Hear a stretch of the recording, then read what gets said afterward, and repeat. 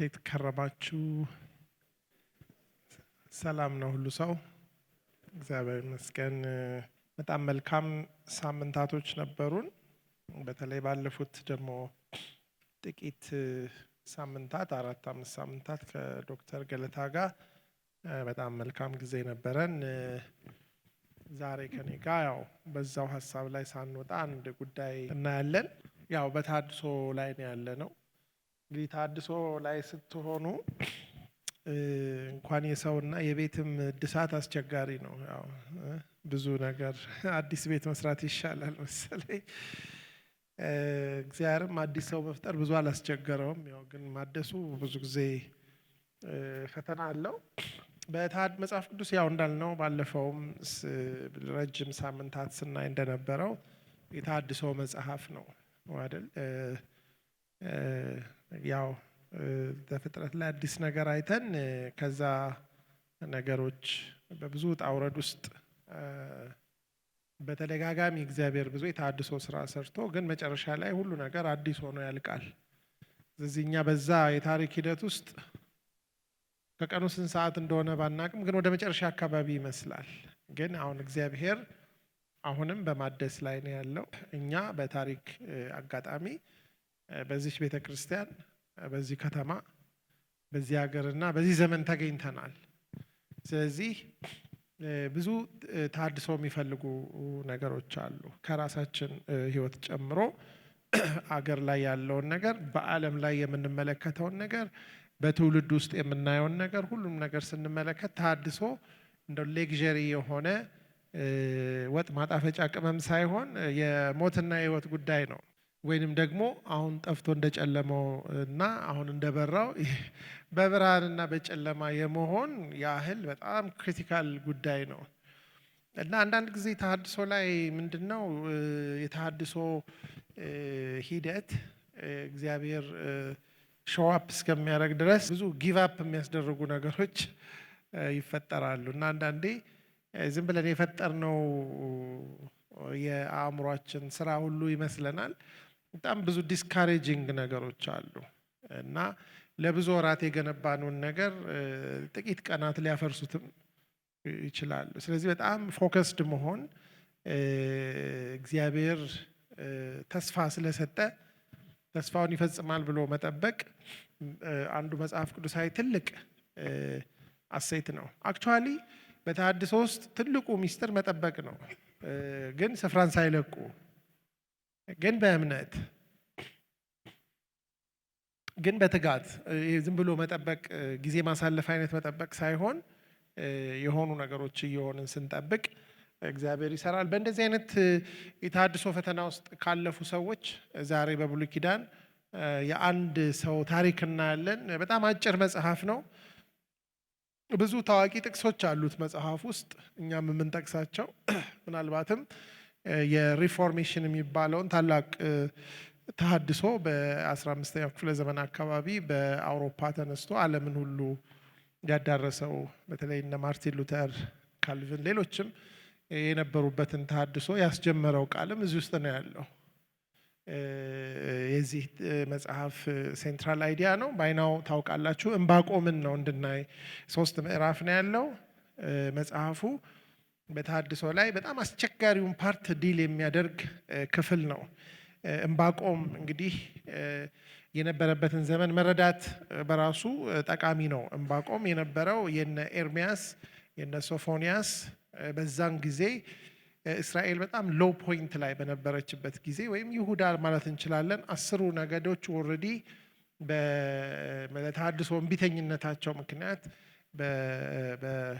በአሶር ወይም አሲሪያ በዛ ምድራቸውን ሁሉ ተነጥቀው ተበትነው ጠፍተው የነበረበት ጊዜ ግን ሁለቱ ነገዶች ብንያምና ይሁዳ በኢየሩሳሌም ማዕከልነት አሁንም ውጣ ውረድ ውስጥ የነበሩበት ዘመን ነው እና የዕንባቆም ዘመን ያ ዘመን ነው። የኤርሚያስን መጽሐፍ ስታነቡ ምናልባትም የሕዝቅኤልንም መጽሐፍ ስታነቡ ሕዝቅኤልም የነሱ ኮንቴምፖራሪ ነው። ረጃጅም መጽሐፎች ስለነበሩ ከውድቀት በፊትና ከውድቀት በኋላ የነበረውን ሁኔታ ኮምፕሊትሊ ለተሐድሶ የነበረውን ጥሪ እምቢ በማለታቸው የተፈጠረውን ነገር ያሳዩናል። እና በጣም የሚገርመው ነገር በዚህ በጣም ጨለማ በሆነበት ዘመን ደግሞ በጣም አብሪ ነቢያቶች የነበሩበት ዘመን ነው። ሕዝቅኤልን ስትመለከቱ ትልቅ የተሐድሶ ነብይ ነው አይደል? ኤርሚያስን ስትመለከቱ በጣም አሜዚንግ የሆነ ወጣት ገና ልጅ እያለ ነው ወደዚህ ኮል ውስጥ የገባው። በእርግጥ ሕዝቅኤል ሙሉ ሰው ነበር፣ ለክህነትም እድሜው ደርሶ ነው ወደዚህ አገልግሎት የገባው። ስለ ዕንባቆም ግን ባዮግራፊካሊ ብዙ የምናውቀው ነገር የለም። ስሙ ግን በጣም አስገራሚ ስም ነው። ዕንባቆም ማለት ምንድን ነው? ይሄ አንድ ነገር ፈልጎ ተጣብቆ የማይለቅ እና ግን ዝም ብሎ የሚሳር እየታገለ አምጡ ብሎ ችኮ ነው። እንደው ለስለስ ሲል እንደው አቅፎ ስጡኝ አለበለዚያ አለቅም የሚል ነው። ግን እንደው በአጠቃላይ የዕንባቆም ስሙ አተረጓጎሙ ክሊንገር እንደማለት ነው። ክሊንገር ማለት ተጣብቆ የማይለቅ የሚፈልገውን ነገር ካልሰጣችሁት የማይለቅ ሰው ነው። አይ ቲንክ ለተሐድሶ እንደዚህ አይነት ሰዎች ምንድን ነው ዶክተር ያስፈልጋሉ አይደል? እንደዚህ አይነት እንግዲህ ተሐድሶ ብዙ ጊዜ የሚመጣ ችኮ ሰዎች ናቸው የሚያመጡት። ማለት ቀንም ሌሊትም እግዚአብሔርን እረፍት የማይነሱ ወደ እግዚአብሔር የሚጮሁ ሰዎች ናቸው። እና ዕንባቆም የነበረበት ዘመን ወደ ፈርዘር እንደው ዲቴይል ገባ ብለን ስናየው ምንድን ነው አሞጽ እና ሆሴ የሚባሉ በጣም ምድሪቱን በደም የሞሉ ግፈኛ የሆኑ እግዚአብሔር ራሱ ለመማር ምድሪቱን አልምርም እስኪል ድረስ በጣም በጣዖት አምልኮ ረጅም ዓመታት ነው ደግሞ የገዙት። ምድሪቱን በደም አጥለቅልቀው በጣዖት አምልኮ አስገብተው መቅደስ ውስጥ ሁሉ ጣዖት ተክለው የነበሩ አባትና ልጅ ነገስታት በኋላ ምን አይነት ሰው እንደሆነ ባይታወቅም ከዛ ቤተሰብ ውስጥ ኢዮስያስ የሚባል በጣም አሜዚንግ የሆነ ተሐድሶ ያመጣ በጣም ወጣት ንጉሥ ተነስቶ ነበር እና ሂ ኦልሞስት ሪፎርምድ የእግዚአብሔር ቃል ራሱ ጠፍቶ ከጉራንጉር ውስጥ ተገኝቶ እሱ ሲነበብ አልቅሶ ህዝቡን ወደ ንስሐ አምጥቶ ቤተ መቅደሱን አጽድቶ እንደገና በቃ ሊያንሰራሩ ነው ሪቫይቭድ ልንሆን ነው ብለው ከፍ ያለ ተስፋ ተፈጥሮ ነበር። እና አንፎርቹኔትሊ ደግሞ እሱ ትንሽ አዶ ነው ምናልባት ጀብደኛም ሆኖ ሊሆን ይችላል። ምሪት ግን ያገኘ አይመስለኝም። ድንገት ተነስቶ ከግብፅ ንጉሥ ጋር ካልተዋጋሁ ብሎ የግብፅ ንጉሥ ራሱ እኔ ካንተ ጋር ምንም የለኝም እኔ ለሌላ ውጊያ እየሄድኩ ነው ጥድፊያ ላይ ነኝ ቢለውም እምቢ ብሎ የግብፅ ንጉሥ ገደለው። ከዛ ደግሞ የእሱ ልጅ የአያቶቹ ልጅ ሆነ። በጣም ምድሪቱ ሌላ ጨለማ ውስጥ ገባች እና አሁን ደግሞ ብዙ ግፍ ሆነ። እንግዲህ በዚህ ውስጥ እንግዲህ እነ ዕንባቆም በእርግጥ ሶፎንያስ ቀደም ብሎ የተነሳ ነብይ ነው። ኤርሚያስ ግን እዚህ አካባቢ ነበሩ። ስለዚህ ይሄ የነቢዩ ዕንባቆም ሸክም ወይንም ንግር ከዚህ ነው የሚጀምረው። 3 ምዕራፍ ነው ያለው እና ሲጀምር ያለበትን ሁኔታ ምን ያህል አፌክት እንዳደረገው ምን ያህል ሄልፕለስ እንደሆነ ያሳያል። ምንድን ነው የሚለው? እግዚአብሔር ሆይ ለእርዳታ እየተጣራሁ አንተ የማትሰማው እስከ መቼ ነው? ግፍ በዛ ብዬ እየጮኩ አንተ የማታድነው እስከ መቼ ነው? እስከ መቼ ነው የሚል ጥያቄ ያቀርባል። እንግዲህ እግዚአብሔርን ዝም ብሎ ተነስቶ ሰው እስከ መቼ ነው አይልም። ይሄ ሰው በጣም ጊዜ ወስዶ በእግዚአብሔር ፊት የሚያየውን ነገር ይህንን ግፍ ይህንን አመፅ በጣም አፌክት አድርጎታል። የእግዚአብሔርን ፍትህ ይጠይቃል። ደህንነትህ የት አለ? የማታድነው እስከ መቼ ነው? የማትሰማው ማለት ማዳን ቀጥሎ ነው የሚመጣው። አንተ እኮ ማዳን ብቻ ሳይሆን ትሰማኛለህ ወይ? አንዳንድ ጊዜ የተሐድሶ ጉዞ አስቸጋሪነቱ እግዚአብሔር ማያድን ብቻ ሳይሆን የማይሰማም ይመስላል። አንዳንዴ ባዶ ቤት ውስጥ ጮኻችሁ የምትሄዱ ይመስላል። እዚህ መጥቼ ብጸልይና ቤት ቁጭ ብዬ ቡና ብጠጣ ልዩነቱ ምንድን ነው? አንዳውም ሚልኪያስ ላይ እንደምታዩት በጣም ኃጢአትን እንጆ የሚያደርጉትን ሰዎች ብፁዓን እንላቸዋለን ብለው ጭራሽ በዛ ሁኔታ ውስጥ ይከታቸዋል። እና አንዳንዴ ሪቫይቫል ብላችሁ ተሐድሶ እዚህ ጨዋችሁ ምናምን ስትወጡ ልክ በሩ ጋር ስደርሱ ምንም እናንተ መኖራችሁን የሚያውቅ ሰው የለም። እንደውም እዛ ጋር አንዱ ይጠጣል፣ አንዱ ይጣላል፣ እንትን ይላል። እና እኔ ምን ሳረግ ነው ቆይቼ ወጣሁት? ያስብላልና ዕንባቆም እስከ መቼ ነው የማሰማው? እስከ መቼ ነው የማታድነው ብቻ ሳይሆን ይህን ደግሞ አንተ የማታረግ ከሆነ ስለምን በደልን እንዳይ አደረግከኝ? እንዴትስ ግፍ ሲፈጸም ትታገሳለህ? ጥፋትና ግፍ በፊት ያለ ጠብና ግጭት በዝቷል። ስለዚህ ሕግ ላልቷል። ፍትህ ድል አይነሳም። ፍትህ ይጠምም ዘንድ ክፎች ጻድቃንን ይከባሉ እያለ መደበኛ ትርጉሙን ነው የማነበው። በቃ ምን ማለት ነው ይሄ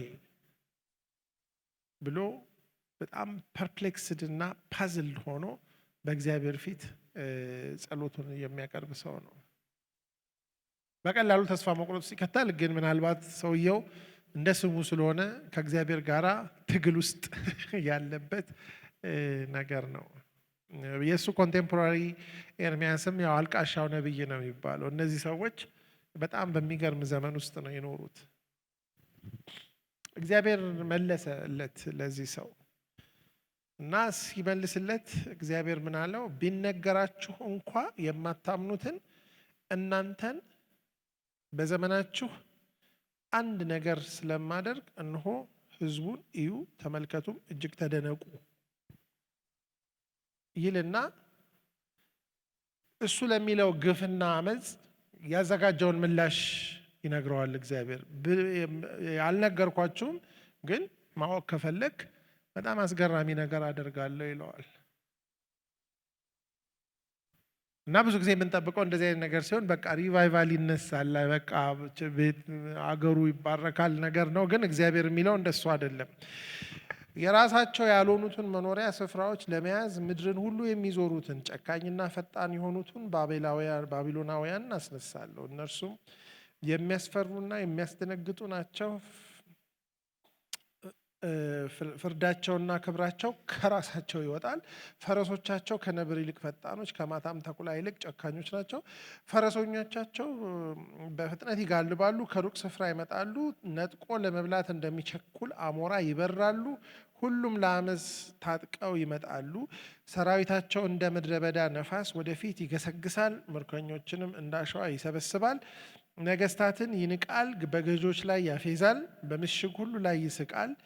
የአፈር ቁልል ሰርቶ ይይዟል። ከዚያም በኋላ እንደ ነፋስ አልፎ ይሄዳል። ጉልበታቸውን አምላካቸው ያደረጉ በደለኞች ናቸው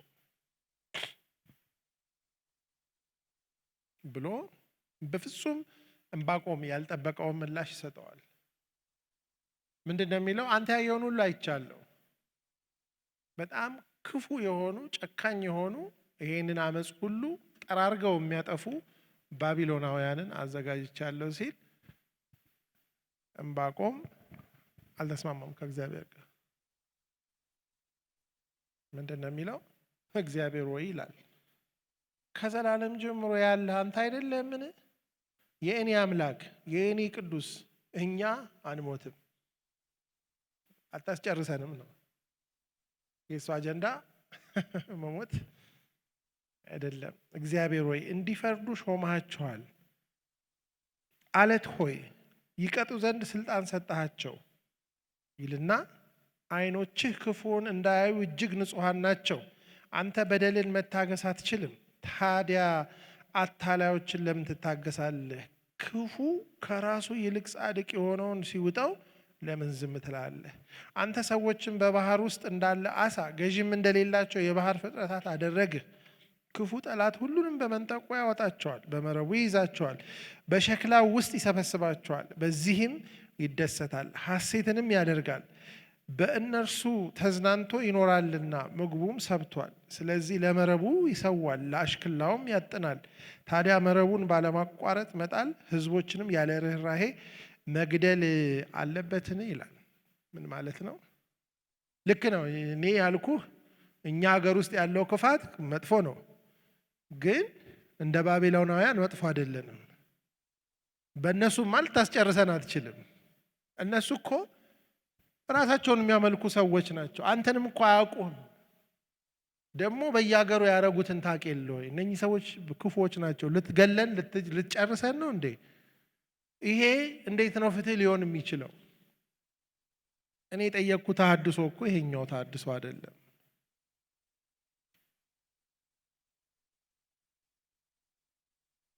እና ቅድም ምን ያለው እንዴ ምንም አታረግም ወይ ሲለው አሁን ደግሞ እንደዚህማ አታረግም።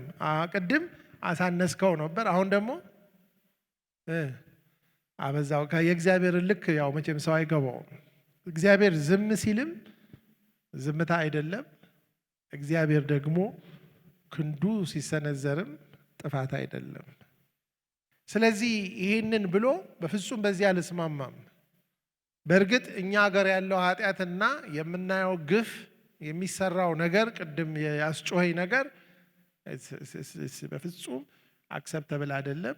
ያንተ ኢንተርቬንሽን ያስፈልጋል። ግን ዲስ ኢንተርቬንሽን ኢዝ ቱ ማች። እዚህ ጋር ያመጣኸውን ነገር አም ኖት ጎይንግ ቱ አክሰፕት አልቀበልም ይላል። ግን አልቀበልም ብሎ ቢንፈራፈር መሬት ላይ ምንም ማድረግ ስለማይችል ምን ይላል?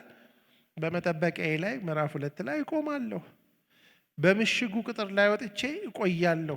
ምን እንደሚለኝ ለክርክሩም የምሰጠውን መልስ ለማወቅ ጠባበቃለሁ ወይም ጠብቃለሁ። እስቲ ምን እንደሚል አሁን እንደው እሱ አይኖቹ ንጹህ ናቸው። ግፍ የማይወድ አምላክ በእነዚህ እንደው የሚለው እዚህ ላይ በወጥመድና በመረባቸውን የራሳቸውን እጅ ስራ የሚያመልኩ ሰዎች ናቸው። እንዴት ነው ይሄ ለአንተ ክብር የሚያመጣው? እግዚአብሔር ይመልሳል። እግዚአብሔር ምን አለ? እንዲህ ሲል መለሰ ይላል። በቀላሉ እንዲነበብ ራእዩን ጻፈው፣ በሰሌዳም ላይ ቅረጸው። ራእዩ የተወሰነለትን ጊዜ ይጠብቃልና ስለ መጨረሻውም ይናገራል። እርሱም አይዋሽም። የሚዘገይ ቢመስልም ጠብቀው፣ በእርግጥ ይመጣል፣ ከቶ አይዘገይም። እነሆ እርሱ ታቢዋል፣ ምኞቱ ቀና አይደለም፣ ጻድቅ ግን በእምነቱ ይኖራል እያለ ይቀጥላል። እዚህ ጋር አሁን የማሳየን ነገር በጣም በግልጽ ሁሉም ሰው ሊያነበውና ሊገባው በሚችል መንገድ ራእዩን ያየኸውን ነገር ጻፍ። አንደኛው የድሮ ትርጉም ላይ አንባቢው ይፈጥን ዘንድ ይላል። ምን ማለት ነው? እሱ ሁለት ነገር ነው። ቶሎ አንብቦ መሮጥ እንዲችል አንብቦ ትርጉሙ ገብቶት የሚል እይታ አለ። ሁለተኛው እይታ ደግሞ የሚሮጥ ሰው እንኳን አንብቦት እንዲሮጥ ምንም በቃ ለሚሮጥ የሚጣደፍ ሰው ራሱ አይቶት መቆም ሳይገባው እንዲያን በጣም ክሊርሊ ይሄንን ቪዥን አስቀምጥና ጻፍ ይለዋል። አሁን ሊመጣ ያለውን ነገር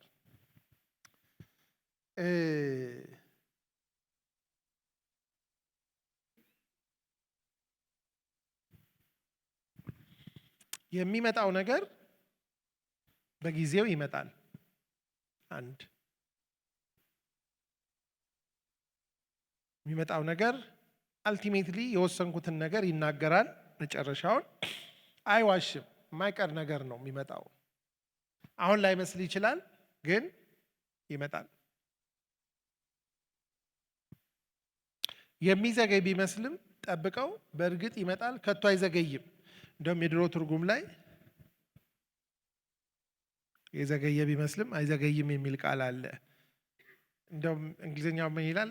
ታሪ ቢያደርግም ዲሌ አያደርግም ይላል። ታሪ ማለት የኛ ሳብጀክቲቭ ፊላንጋችን በቃ አይመጣም እንደ እግዚአብሔር እያልን ሲታክተን፣ እሱ ግን ካሌንደሩን ጠብቆ ይመጣል። በእግዚአብሔር ካሌንደር አይዘገይም። በእኛ ኤክስፔክቴሽን ሊዘገይ ይችላል። ስለዚህ የዘገየ ቢመስልም ምን አያደርግም ይላል? አይዘገይም። ግን አንተ ምን ይጠበቅብሃል? ታገሰው፣ ጠብቀው።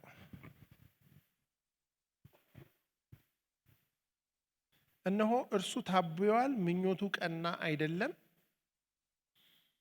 ጻድቅ ግን በእምነቱ ይኖራል። በዚህ ጊዜ ውስጥ ተሐድሶን የሚጠብቅ ሰው አሁን ባለው ሁኔታና እግዚአብሔር በሚያደርገው ነገር መካከል በምኑ ይኖራል? በእምነቱ ይኖራል። ምኞቱ ቀና ያልሆነ የራሱን ምኞት የሚመኝን ሰው ግን ምን ይለዋል? ታብዮአል ይላል። ከእግዚአብሔር በላይ እንደሆነ አስቧል።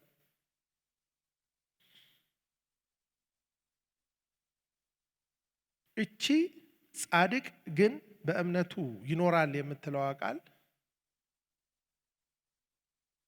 ጳውሎስም የዕብራውያን ጸሐፊም በተደጋጋሚ ያነሷታል። በኋላም ቅድም እንዳልኳችሁ በተሐድሶ ዘመን በሪፎርሜሽን ዘመን ላይ ከድቅድቅ ጨለማ ያወጣች ነች። እግዚአብሔር ማመን ማለት የአንድ ጊዜ ነገር ሳይሆን ይኖራል ማለት ምን ማለት ነው? በጀመረበት እምነት ይቀጥላል፣ በቀጠለበት እምነት ይጨርሳል፣ እያመነ ይኖራል። አክቹዋሊ ይሄኛው እምነት ፌዝ ከሚለው ይልቅ ፌስፉልነስ ታማኝ ሆኖ ይኖራል።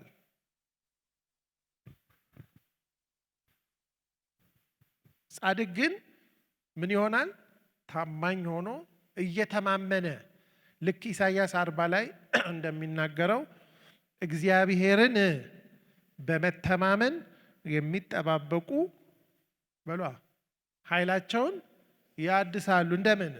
እንደ ንስር በክንፍ ይወጣሉ፣ ይሄዳሉ፣ አይደክሙም፣ ይሮጣሉ ነው አይታክቱም። ስለዚህ የጻድቅ ጉልበቱ ከእምነቱና ከታማኝነቱ ነው የሚወጣው። በእምነት ላይ ያልተደገፈ ሰው ጻድቅ አይደለም። በምኞቱ የሚኖር እቡይ ነው። ሰው በእግዚአብሔር ካልታመነ በሌላ ነገር መታመን አለበት። ያ ደግሞ ምኞት ይለዋል እግዚአብሔር። እንደውም ሮሜ ላይ ሄዳችሁ ስትመለከቱ ሮሜ 1 ቁጥር 17 ላይ ምን ይላል? በወንጌል የእግዚአብሔር ጽድቅ ተገልጧል ይላል። ጽድቁም ከመጀመሪያ እስከ መጨረሻ በእምነት የሆነ ነው። ጻድቅ በእምነት ይኖራል ተብሎ እንደተጻፈ። ስለዚህ እምነትን ምን ይለዋል? ከመቼ እስከ መቼ ይለዋል? ከመጀመሪያ እስከ መጨረሻ፣ ከእምነት ወደ እምነት። ስለዚህ እግዚአብሔር እስኪመጣ ድረስ ጻድቅ በምኑ ይኖራል? በእምነቱ፣ በታማኝነቱ። ከመቼ እስከ መቼ? ከመጀመሪያ እስከ መጨረሻ። ስለዚህ የቤተ ክርስቲያን ታሪክ ስናይ፣ የመጽሐፍ ቅዱስን ታሪክ ስናይ እግዚአብሔር የጎበኛቸው ሰዎች በእምነትና በታማኝነት የጸኑትን ነው። እግዚአብሔር የሰዎችን እምነት ሪዋርድ ያደርጋል። እግዚአብሔር ይጎበኛል። ግን ምን ይጠይቃል? እምነት። ግን ምን ይጠይቃል? ታማኝነት። እንደውም ዕብራውያን 10 ላይ ሄዳችሁ ስትመለከቱ ሀሳቡ የበለጠ ይብራራል። ከመጀመሪያ እስከ መጨረሻ የሚለውን ቃል እዛ ላይ ደግሞ አጽንኦት የሚሰጠው ሀሳብ አለ። ምንድን ነው የሚለው? ከቁጥር 35 ጀምሮ ምን ይላል? ስለዚህ ታላቅ ዋጋ ያለውን መታመናችሁን አትጣሉ ይላል። የድሮ ትርጉም ላይ ድፍረታችሁን ይላል። ድፍረት የሚለው ደፋርነትን አይደለም። ድፍረት ማለት መታመን፣ በእግዚአብሔር ላይ መደገፋችሁን ምን አታድርጉ ይላል? አትጣሉ።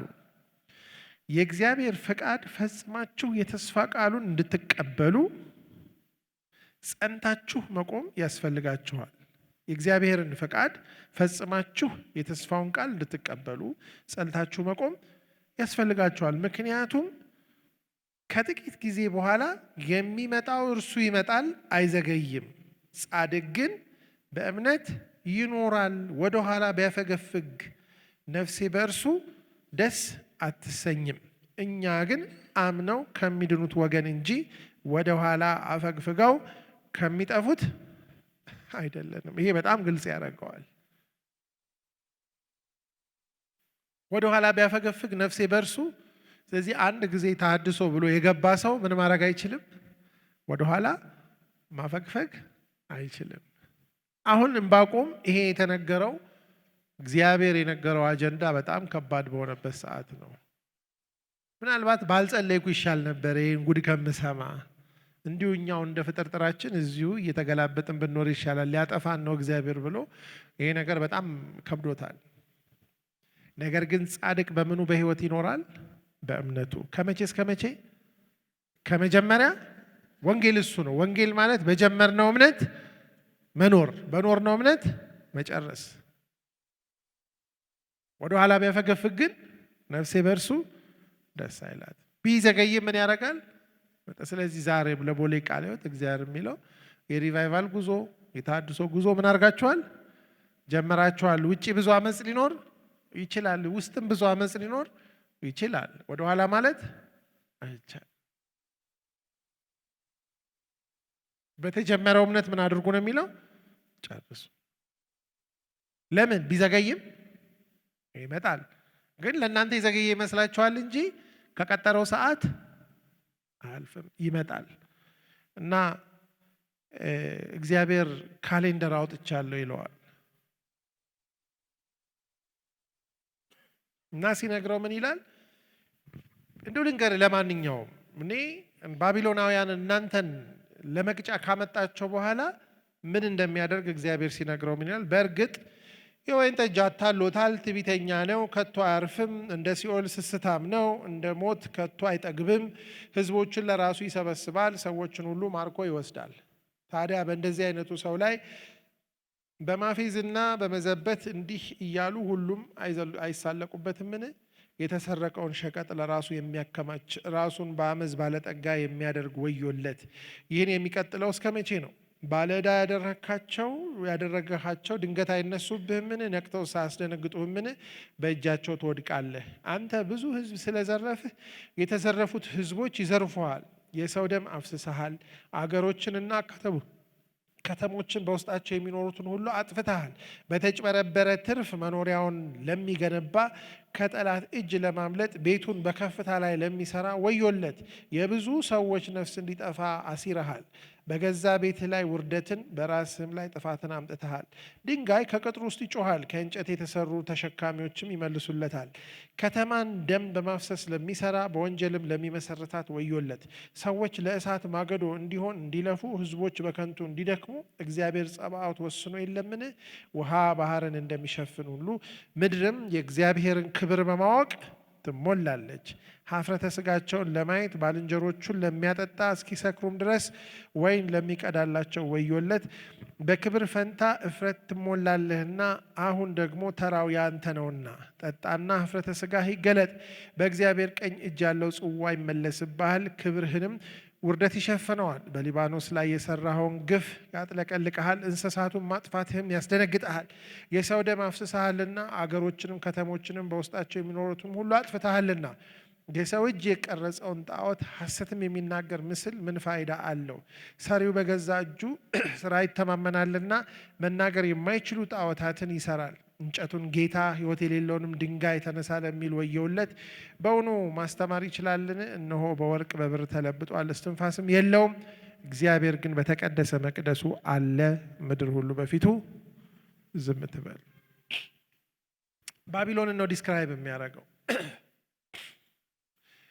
ባቢሎናውያን እስራኤልንና ሌሎች እግዚአብሔርን ያስከፉ አገሮችን ለመቅጣት እግዚአብሔር ቢጠቀምባቸውም እነሱ የሚያደርጉትን ግፍና አመፃ ግን እግዚአብሔር አፕሩቭ አያደርግም። እነሱ ደግሞ በራሳቸው ምን ይሆናሉ ነው የሚለው፣ የእነሱ ቅጣት ይብሳል። እና እግዚአብሔር ምን ይለዋል? እዚህ የማየውን አመፅ ከቀጣዎችባቸው በኋላ እነሱን ደግሞ እኔ ምን አረጋለሁ ይላል፣ ያንን ፍትህ እፈጽማለሁ። ግን አመፅ ባታረጉ ኖሮ እነሱ እጅ አትወድቁ። ብትታዘዙ ኖሮ እነሱ እጅ አትወድቁ። ስለዚህ ምን ይላል? እነሱን ከመቅጣቴ በፊት እነሱን እናንተ ጋር መጥተው ቢያረጉም ባያረጉም እቀጣቸዋለሁ። ምክንያቱም ያጠፉትን ጥፋት ስታዩ በጣም የሚቀርም ነው። ባቢሎናውያን ምን አይነት ባህሪ ነው ያላቸው? ይህ በኋላ መጨረሻው ምዕራፍ ላይ ዕንባቆም የሚዘምረው መዝሙር ለምን እንደሆነ ይገባናል። እሱም ባህሪያቸውን ስናይ እንስሳትን ያጠፋሉ፣ እጽዋትን ያጠፋ ሲመጡ ሲገቡ ገነት የነበረው ምድር ሲወጡ ምንድን ነው የሚሆነው?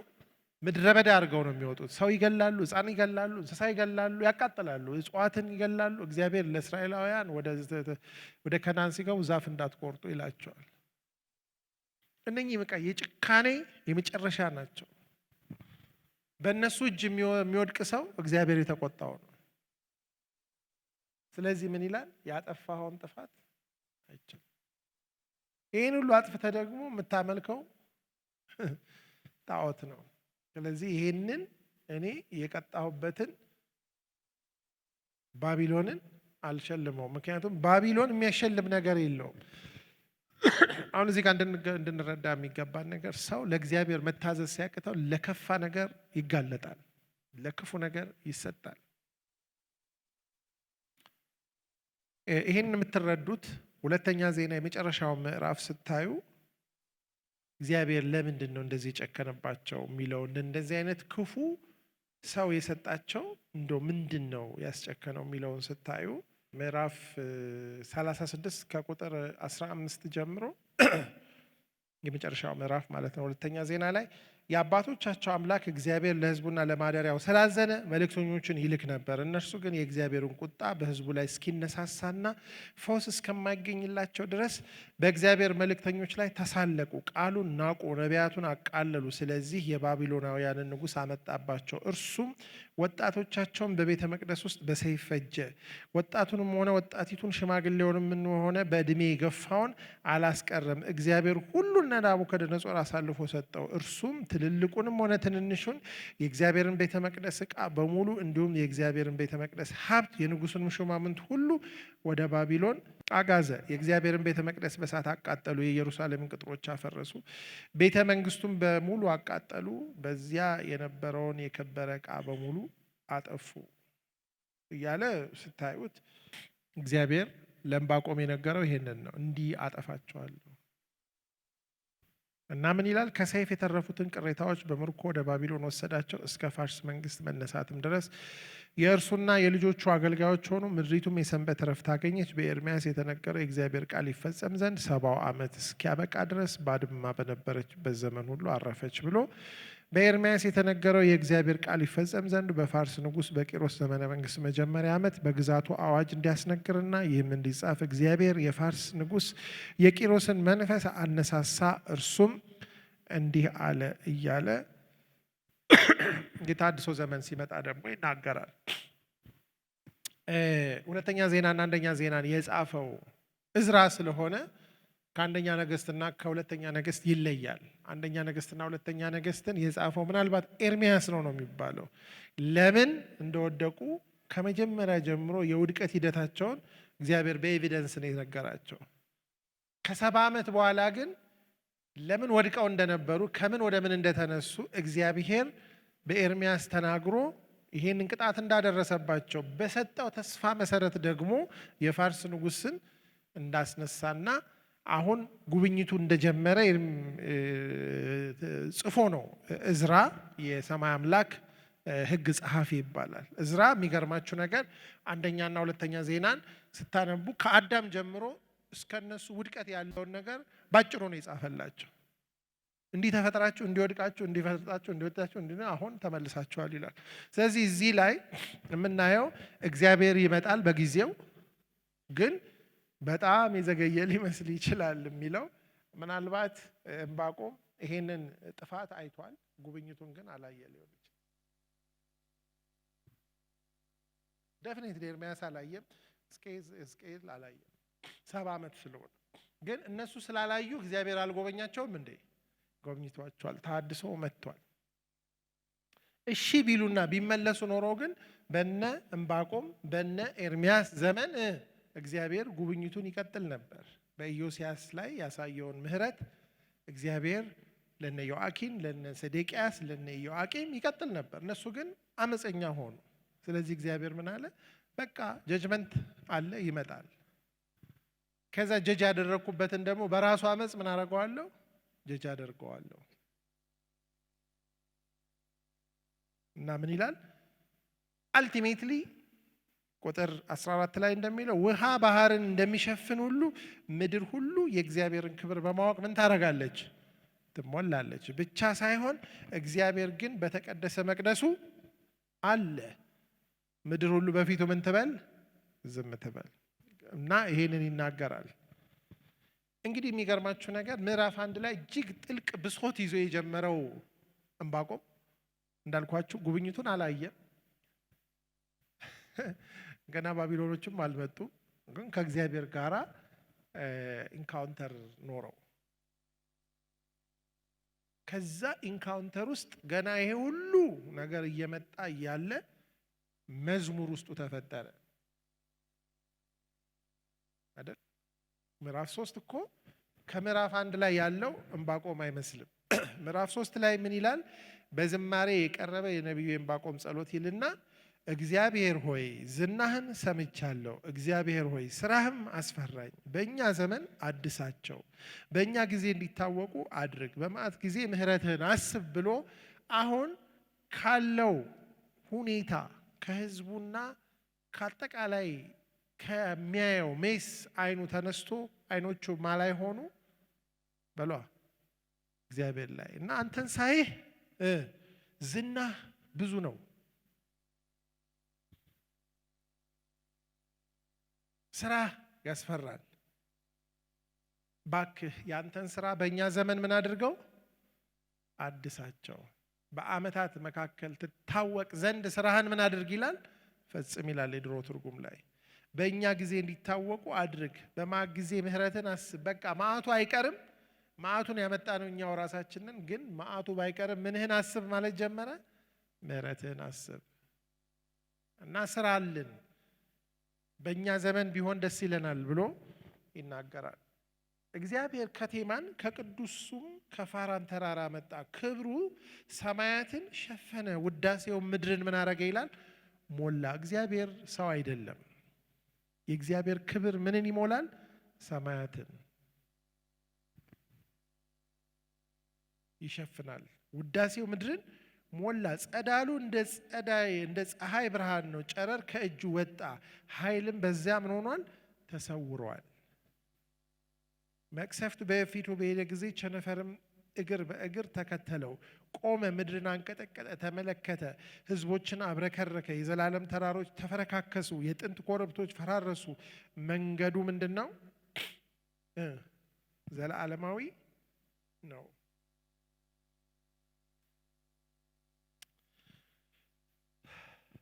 የኢትዮጵያ ድንኳኖች ሲጨነቁ፣ የምድያም መኖሪያዎች ሲታወኩ አየው። እግዚአብሔር ሆይ በወንዞች ላይ ተቆጣህን? መዓትስ በምንጮች ላይ ነበረን?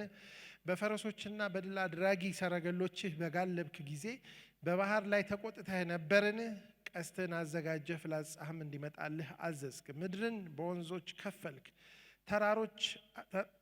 ተራሮች አዩ ተጨነቁም። የውሃ ሞገድ አልፎ ሄደ፣ ቀላዩ ደነፋ፣ ማዕበሉም ወደ ላይ ተነሳ።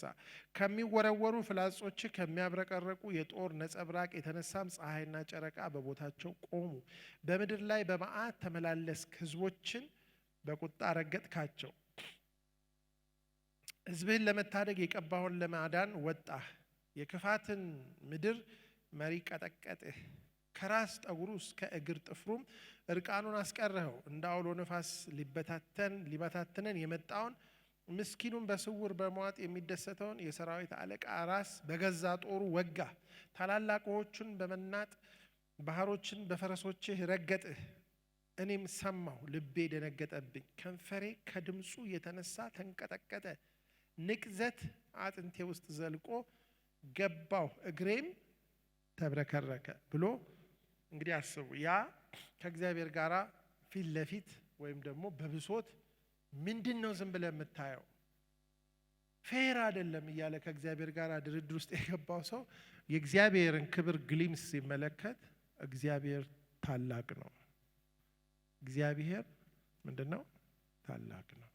ክብሩ ሰማያትን ይሸፍናል፣ ውዳሴው ምድርን ይሞላል። ሁሉን ያሸንፋል። ተራሮች በፊቱ ይቀልጣሉ፣ ኮረብቶች ይፈረካከሳሉ። በጣም ብርቱ የሆነው ሁሉ እንደምናምን ይሆናል። የተሃድሶ ጅማሬው የእግዚአብሔርን ትልቅነት በማየት ይጀምራል። በመካከላችን፣ በውስጣችን፣ በህይወታችን፣ በጸሎታችን፣ በአምልኳችን ማን ሲተልቅ ነው ተሃድሶ የሚጀምረው? እግዚአብሔር። ስለዚህ ምን ይላል? ይሄን ሁሉ ካየ በኋላ ሆኖም ይልና በሚወረን ህዝብ ላይ እስኪመጣ ድረስ የጥፋትን ቀን በትዕግስት እጠብቃለሁ። ማለት የሚወረን ህዝብ ይመጣል ነው።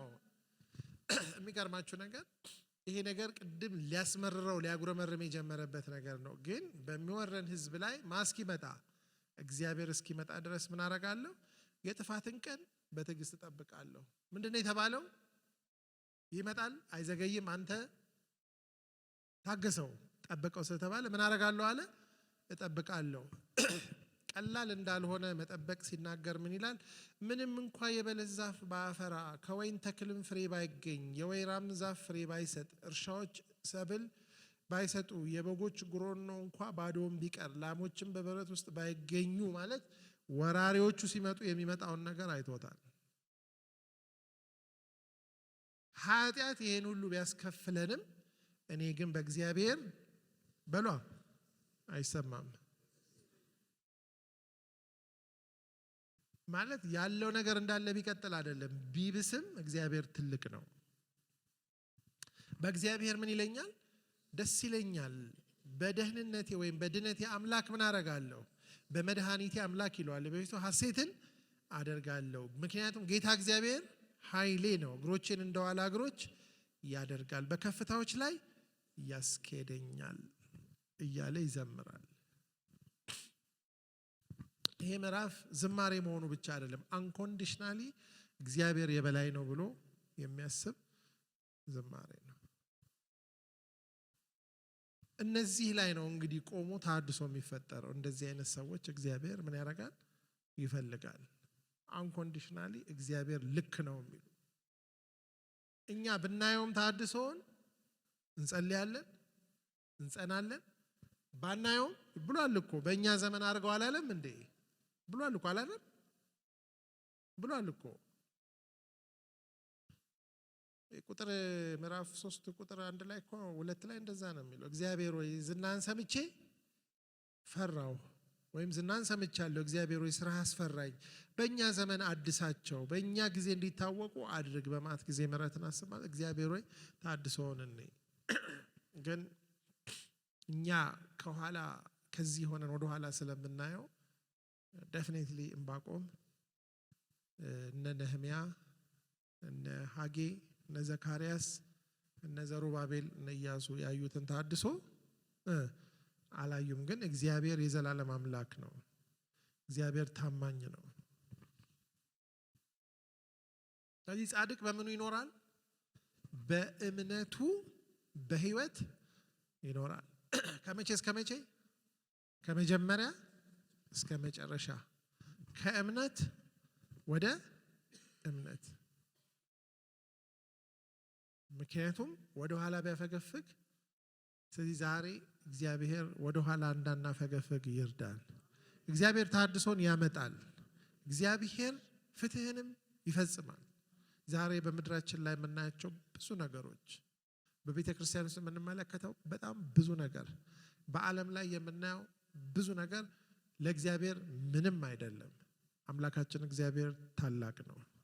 ስለዚህ እኛ በዕንባቆም ምዕራፍ 1 ሳይሆን በዕንባቆም ምዕራፍ 3 እንድንኖር እግዚአብሔር ምን ያደርጋል?